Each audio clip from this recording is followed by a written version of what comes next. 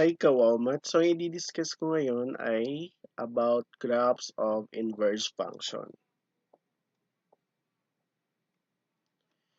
Graphing inverse function, so given the graph of a one-to-one function, the graph of its inverse can be obtained by reflecting the graph about the line is equal to x.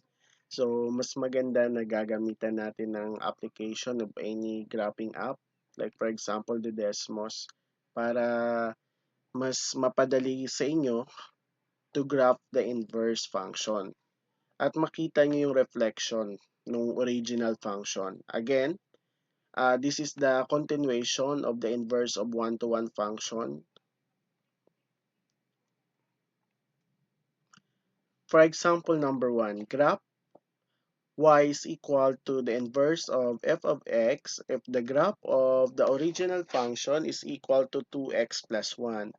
Restricted in the domain, so your x should be greater than or equal to -2 but less than or equal to 1.5.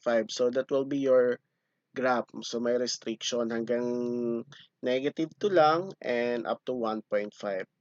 What is the range of f of x? What is the domain and range of its inverse? So anong gagawin nyo?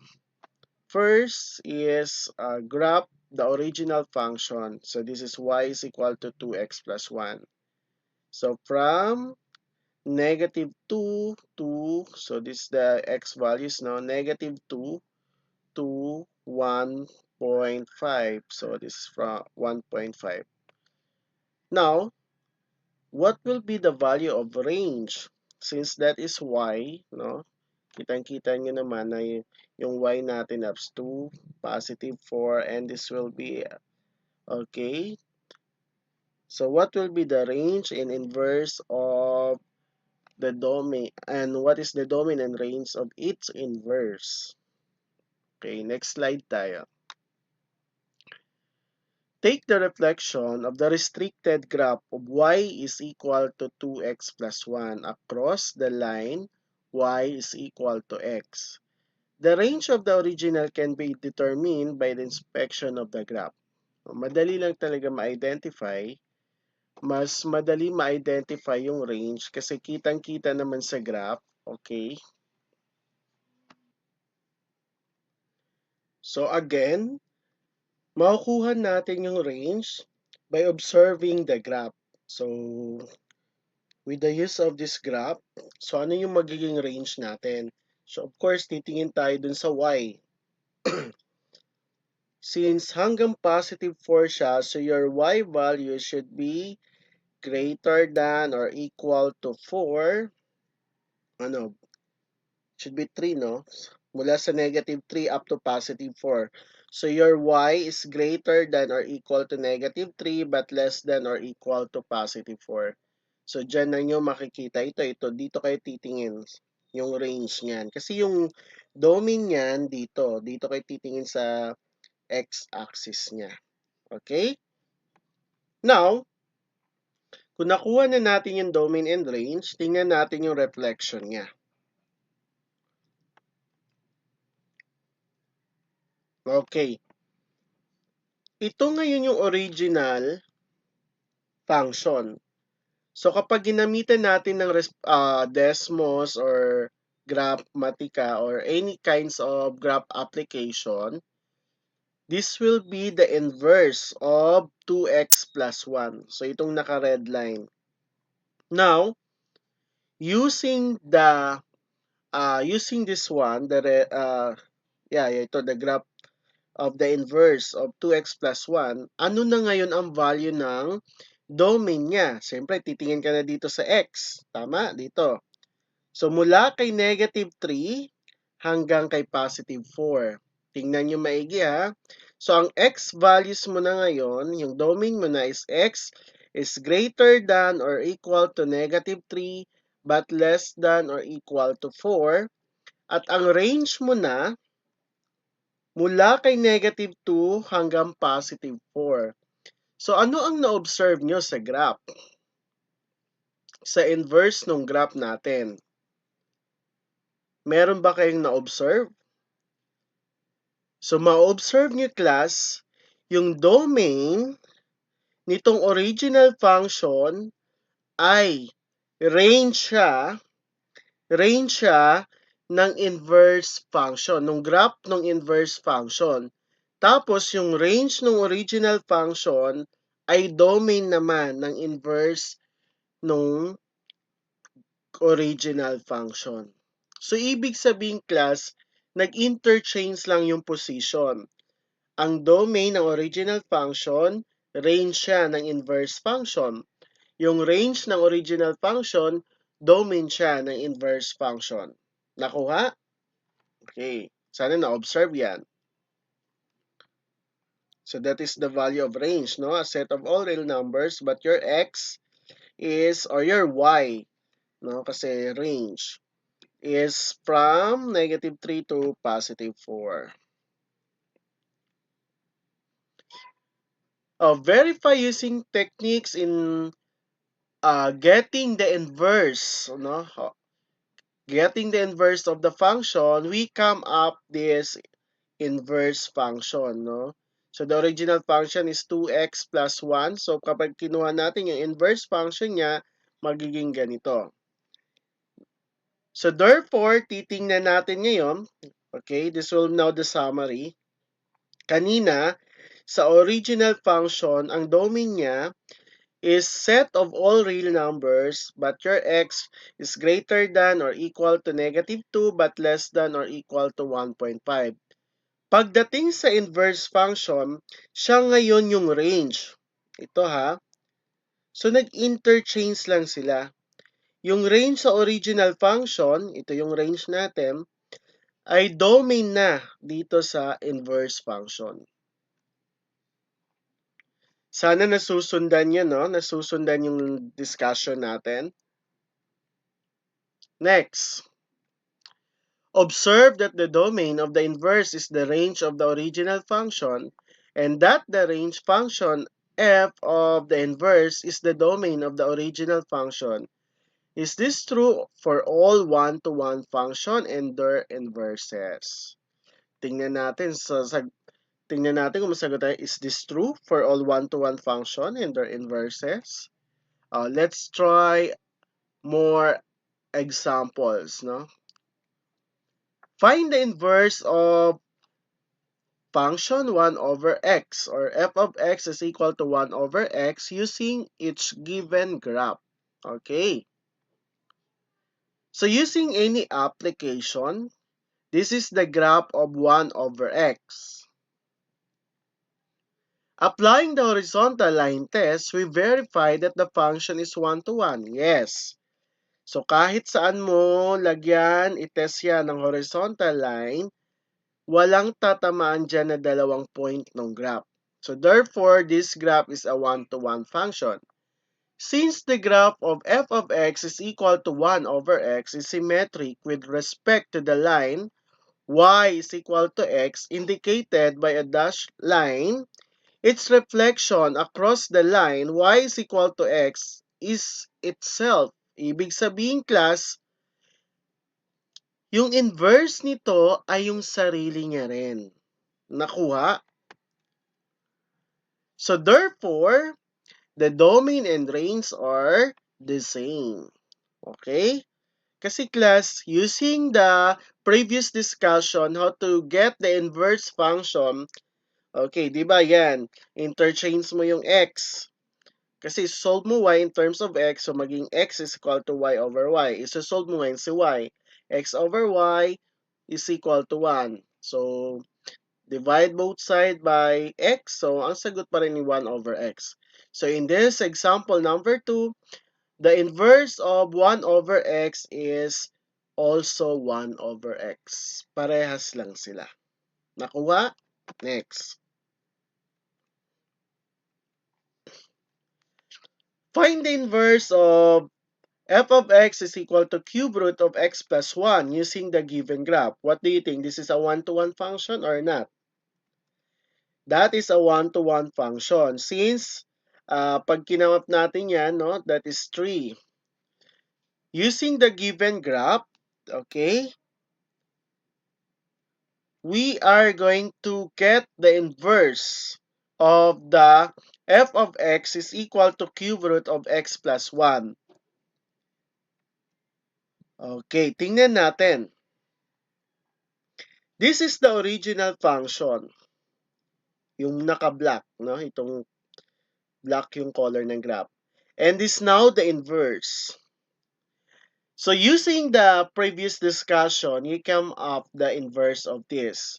So, pag nakuha nyo yon, now, this is the graph. The result of the reflection of the graph of f of x is equal to the cube root of x plus 1 is the graph of y is equal to x cubed minus 1. Therefore, the inverse of f of x is equal to x cubed minus 1. So, itong naka-red na to, that is x cubed minus 1. So, yun ang inverse nitong cube root of x plus 1. Okay. Again, this is a one-to-one function. For example number 4, I'll give you an example of rational function. Okay, f of x is equal to 5x minus 1 all over negative x plus 2.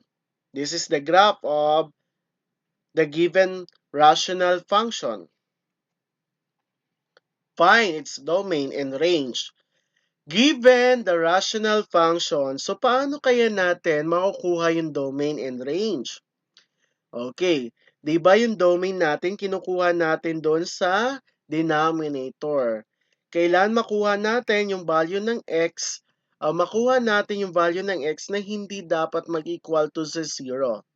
So therefore, equate natin yung denominator natin sa 0. So negative x plus 2 equals 0. Lipat si positive 2 sa kabila. Sulat nyo dyan. So, maging negative x equals negative 2. Eh, negative yung x natin. Multiply both side by negative 1. So, yung x natin is positive 2. Okay. Now, dapat daw yung x natin dito ay hindi pwede maging positive 2. So, ano magiging domain natin? A set of all real number except positive 2. Nakuha? Yung range naman, paano kinukuha yung range sa rational function? Tinitingnan natin yung degree of polynomials ng numerator and denominator. Kapag equal ang degree of polynomials ng numerator and denominator natin, kagaya nito, the degree of polynomial in numerator is 1. That's the highest exponent.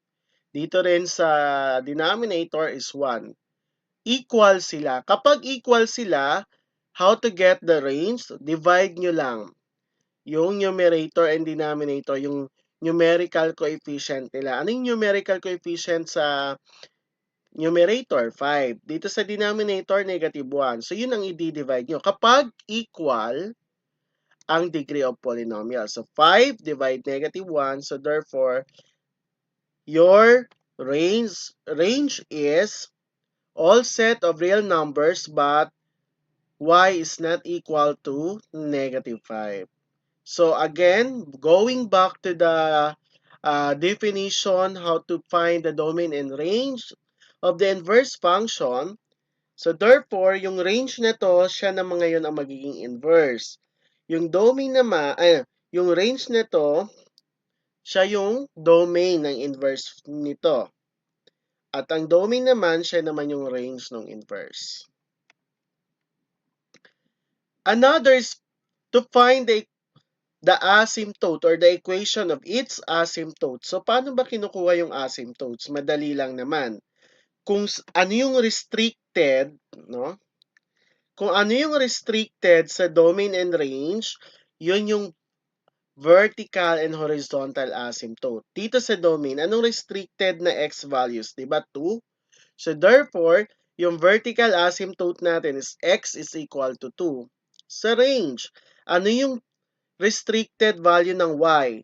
Negative 5. So, therefore, yung horizontal asymptote natin is negative 5. So, that one.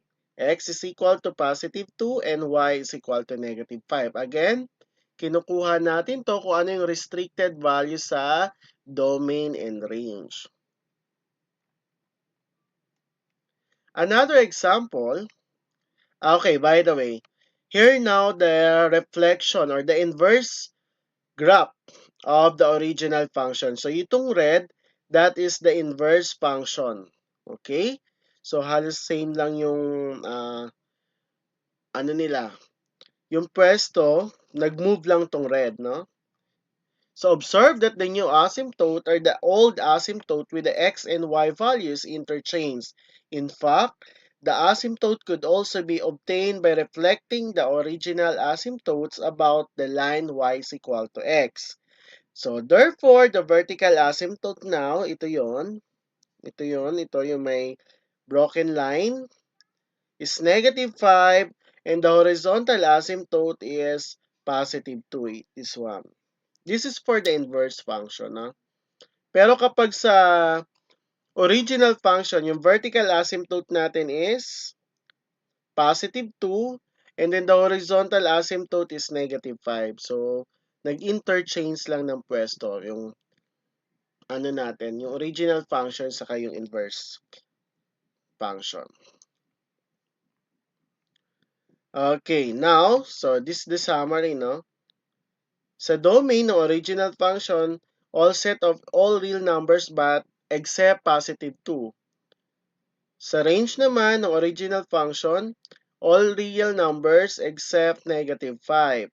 Dito naman, nagpalit lang ng pwesto. Okay?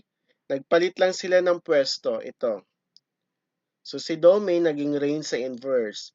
Si range ng original function naging domain ng inverse function. Okay?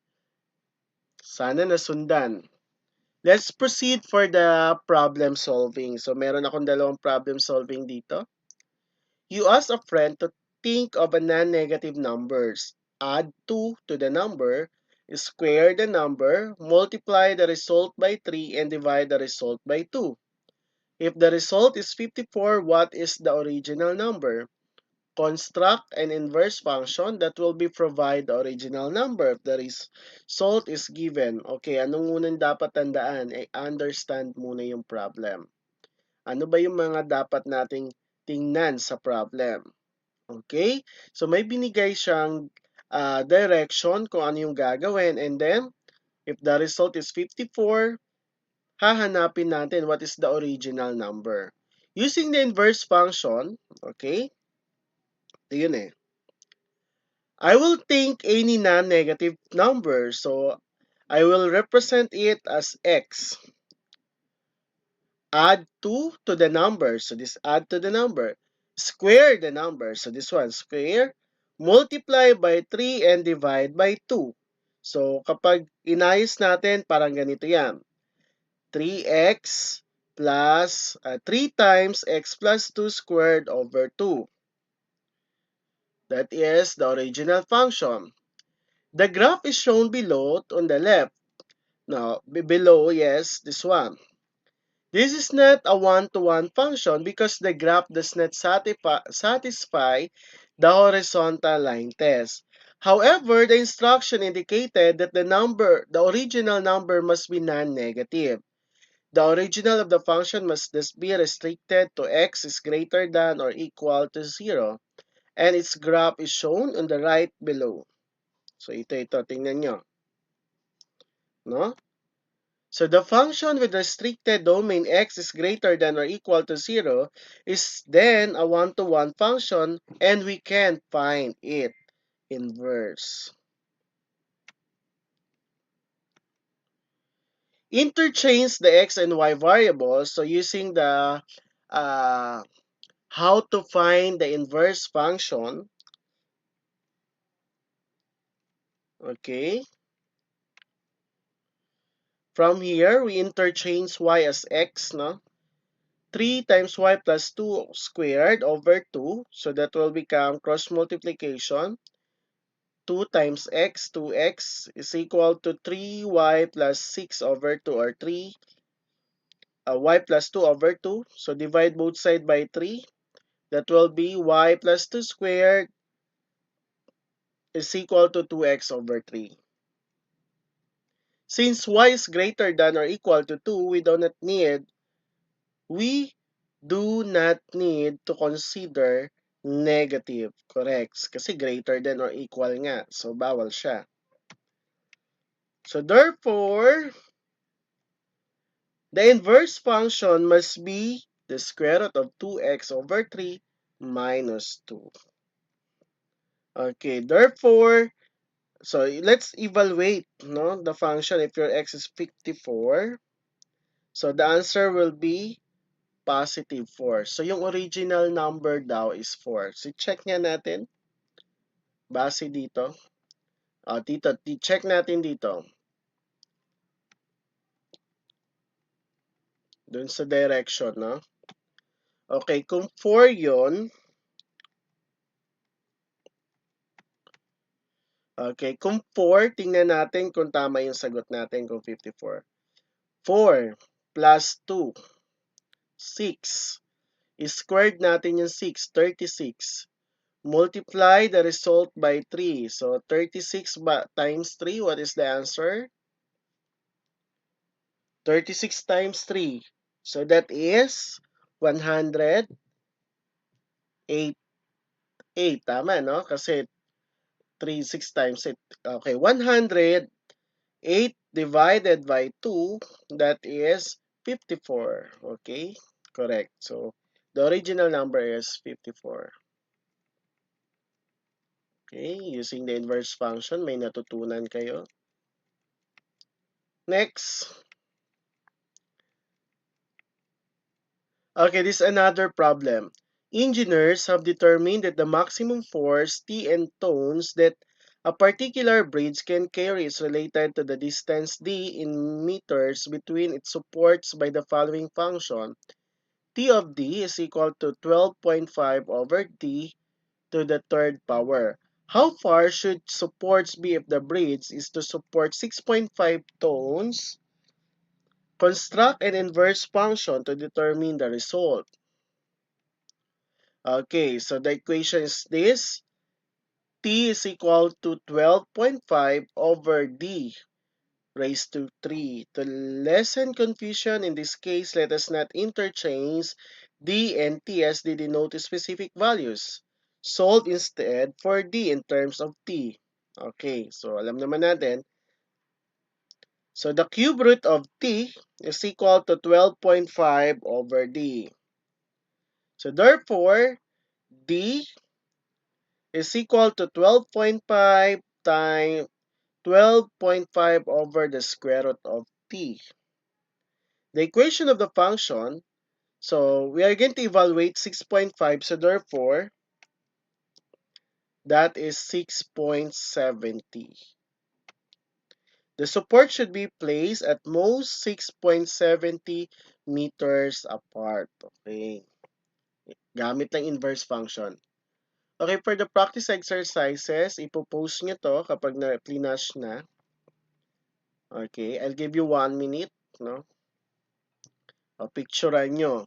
Huwag nyo muna i-next, no? Kasi nandun sa next slide nito yung sagot. No, you try to answer it. For number 1, f of x is equal to the square root of 4 minus x is restricted on the domain. X is set of all real numbers, but your x is greater than or equal to negative 5 but less than 3. What is the domain of its inverse?